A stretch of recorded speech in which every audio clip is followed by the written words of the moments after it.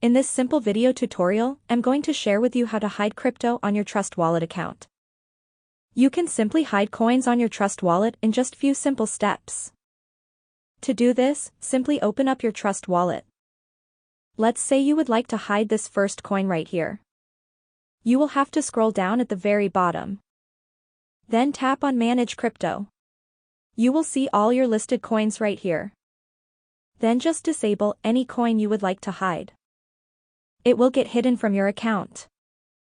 To get it back, you will have to still tap on Manage Crypto, then search for that specific coin. And then enable it back to your portfolio. That's how easy it is to hide coins and tokens on your Trust Wallet account. If you have any questions, just let me know in the comments section down below. Please don't forget to leave a like, share and subscribe for more video tutorials like this one.